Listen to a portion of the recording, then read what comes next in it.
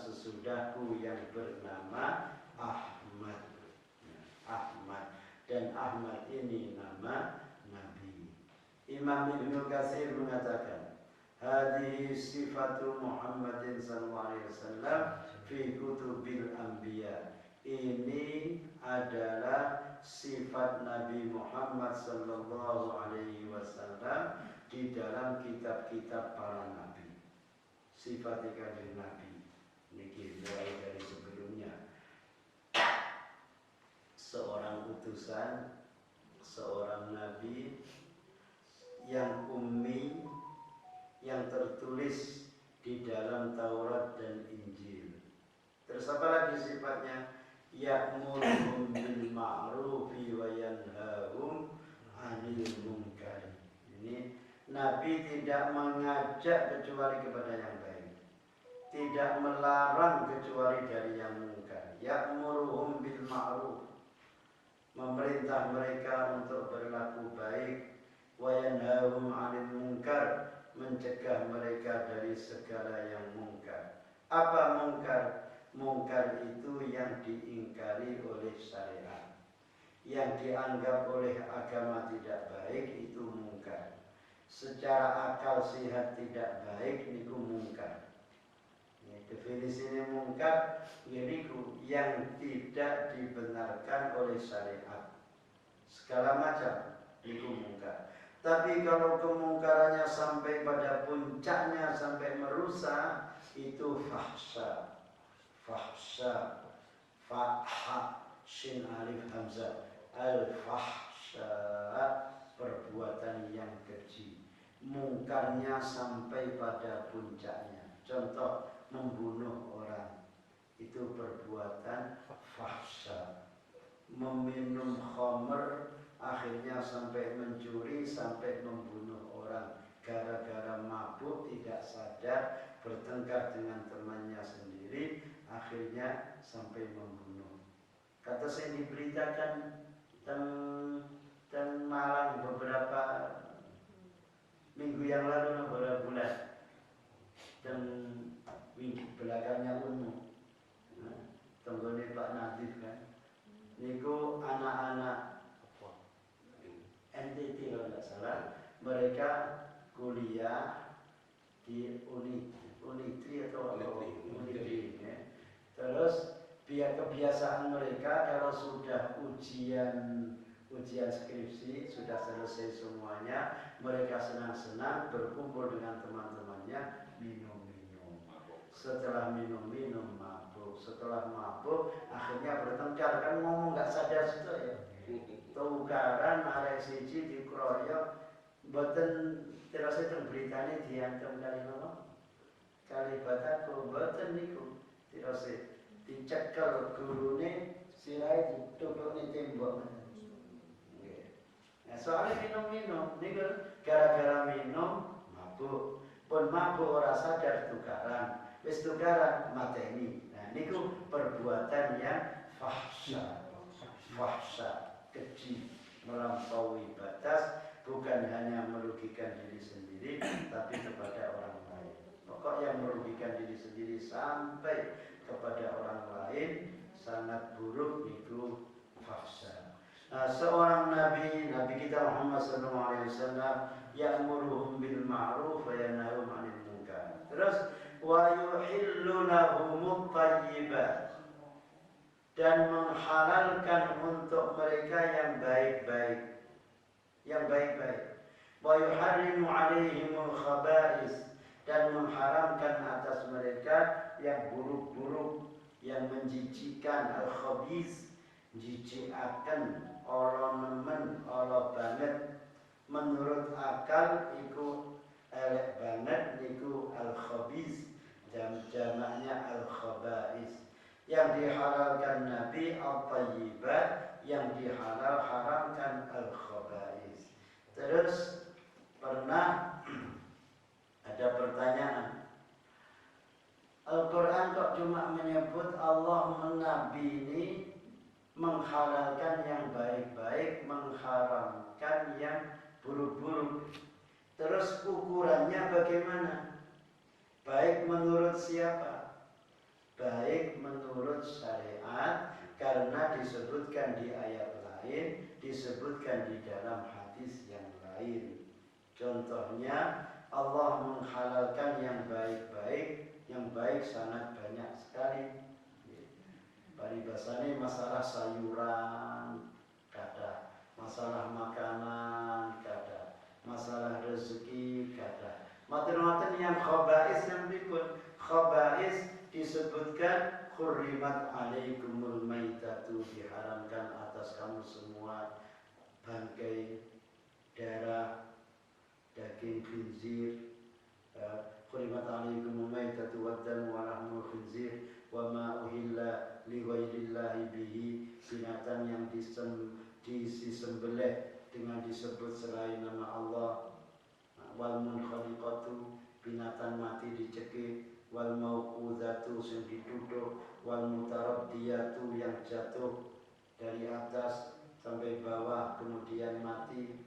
Sapi jugur sumur ketatap watu ila akhirih, mati atas urip diangkat dibeleh, dan ini mati. Wan nabihatu, saling berseruduk terus mati. Wan nabihatu wa ma akal sabu, binatang yang habis dimakan binatang buas. Turane macan, kan? Sisane. Illa ma zakaitum, kecuali yang kalian sembelih. Macam-macam hewan-hewan yang lain ada pedomannya. Nah, binatang-binatang yang buas itu semuanya haram. Buas, macan, kucing, buas. Lalu kata sapi makan rumput, kambing makan rumput, kerbau makan rumput, maka halal. Ila akhirih. Nah, terus wonten malih ada lagi yang kadang dijual, bahkan dikirim ke luar negeri, diekspor. Napa niku tekek, bekicot, mboten niku sedaya haram. Soalnya napa? Semua yang mempunyai nyawa itu harus disembelih. Nah, lek tekek niku napa dibeleh? Nggih mboten. Senajan dibeleh nggih mboten halal. Terus bagaimana kalau ikan? Kalau ikan belalang ada dalil khusus, bangkai ikan dan belalang itu halal. Asalkan bukan belalang sing nyebabne lara weteng, nggih kan? Nek kula mboten nate mangan walang, tapi teng hadise belalang niku halal. Nggih, belalang yang tidak menyakitkan. Tiang siang kan enten sing golek walang nang sawah apa teng kebonan wayahe musim walang. Ini ku halal, ikan halal. Selain itu harus disembelih, sembelih sempurna. Terus wa yuharrimu alaihimul khaba'itha wa yadha'u anhum israhum, dan meletakkan dari mereka, meringankan dari mereka beban berat mereka, beban berat. Wa yadha'u anhum israhum, asal arti wa yadha'u lan nyelehaken, meletakkan anhum dari mereka israhum, beban berat mereka. Maksudnya apa? Dalam agama itu tidak ada beban yang berat. Beban berat semua sudah dihilangkan. Dalam agama Islam tidak ada beban berat, tidak sama dengan umat dahulu. Umat dahulu tasih asal beban berat. Contohnya umat Nabi Musa Bani Israel, dulu saya jelaskan, kalau pakaiannya kena najis mughalladhah itu harus dipotong. Ada pakaian, celana, kelambi, sarung, uanyar, kena kotorane asu, kudu digunting dibuang. Nggih. Lah pakaiane larang. Kira-kira tuku 700.000 jadi ya apa iki mau melakukan jalan kenaan kotorane asu. Dalam Islam itu najis mughalladhah harus dicuci 7 kali, 1 dari 7 diberi tanah. tanah diulet-uletaken digosok-gosokne siram 7 kali suci. Umat dahulu mboten. Terus tobatnya umat Nabi Musa dulu harus dibunuh. Iku terjus tunggal sien harus dibunuh karena mereka menyembah patung anak sapi, maka harus dibunuh. Tobatnya. Saat ini orang sudah membunuh banyak orang harus bertaubat kepada Allah Subhanahu wa Ta'ala. Kata beban berat kepada mereka banyak, termasuk ada makanan-makanan yang diharamkan untuk Bani Israel, kemudian dihalalkan untuk kita semua. Contoh beleh sapi jeruane, lemak-lemake, niku mboten asal diambil manfaat. Bantu Bani Israel dulu sebagai hukuman karena melanggar nabinya. Ya panjenengan saniki beleh sapi gajinya dipendet angsal, jeruane atine sekabehane wangsal. Saking pintere sak kulite sak sikile sak jonore dijukuk kabeh. Mari kula digawe rujak jingur, rujak gigil. Untuk umat Kanjeng Nabi halal. Halal sing penting diumbah westi maten-maten dimasak. Dimasak. Subhanallah. Kecuali di India. Sapi ini gak boleh dibeleh. Astagfirullahaladzim. Sapi sampai keliaran. Kuabe nanti di kotoran ke atas najis ya Allah. Kian terus ketimpun awan ini. Untuk sembelian Nasrani dan Yahudi untuk zaman sekarang itu bagaimana untuk kita mengkategorikan apakah ini halal dan tidak? Iya. Sembelihan Yahudi Nasrani karena kalau memang benar-benar mereka Yahudi Nasrani keturunan dari suku bangsa Yahudi itu boleh dimakan.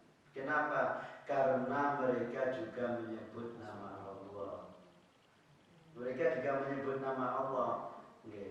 Yahudi Nasrani yang benar-benar keturunan Bani Israel, karena Nabi Musa, Nabi Isa itu diutus hanya untuk Bani Israel. Tapi kalau sekarang yang sering dipuji puji Tuhan. Puji Tuhan. Ada Tuhan Allah juga. Ente Tuhan Allah. Cuma Nasrani Indonesia, Yahudi Indonesia bukan asal. Karena orang Jawa, orang Madura itu ngebuatin. Tiap Madura buat si Kristen. Kecuali kata bojone saiki matur-matur lewis cerai mlebu Islam maneh. Kemudian tiap Madura niku Islami kuat. Islami. Muntah berkaitannya hati ke hati. Pembunuh orang ya Pak. Tanya hati ke hati.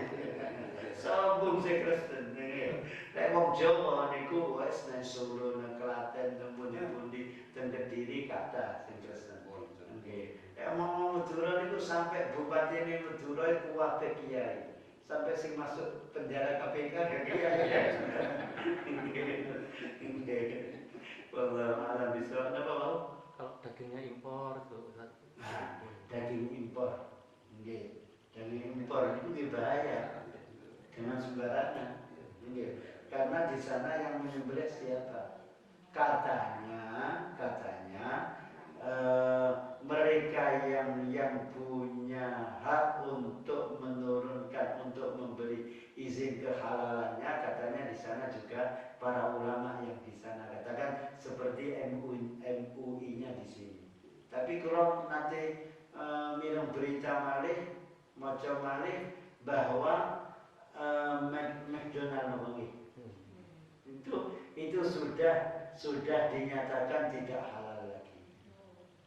Awalnya halal, setelah itu ternyata penyembelihannya buatan benar, akhirnya tidak halal.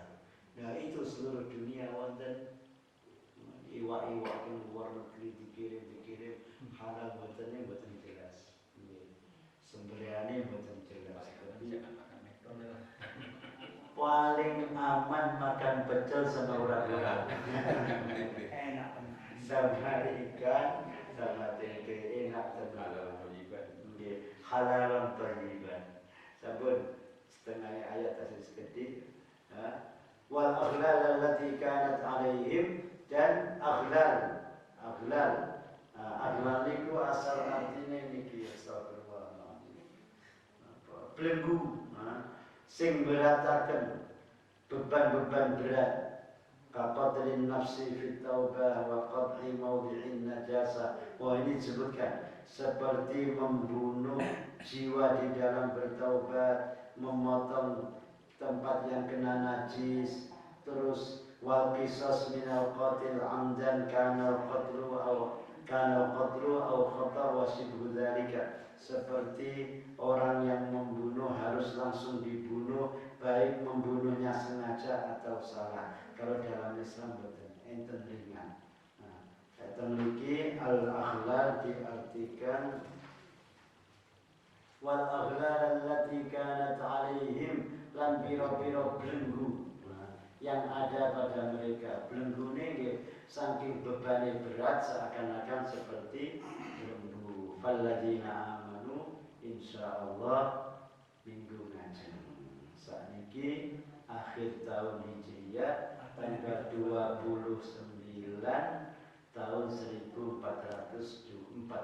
bulan 12, nanti malam maghrib masuk awal Muharram, awal tahun. Mudah-mudahan dengan mengakhiri tahun ini kita menutup amal perbuatan kita dengan kebaikan-kebaikan, kesalehan yang baik-baik diterima oleh Allah Subhanahu wa taala, yang buruk-buruk semua diampuni oleh Allah Subhanahu wa taala, dan mudah-mudahan masuk tahun baru kita semua sehat walafiat, tetap iman, Islam, keluarga baik-baik semuanya, semua hajat dikabulkan oleh Allah, yang sakit mudah-mudahan disembuhkan oleh Allah, dan kalau kita diambil semuanya husnul khatimah bi barakatil Fatihah. A'udzu billahi minasyaitonir rajim.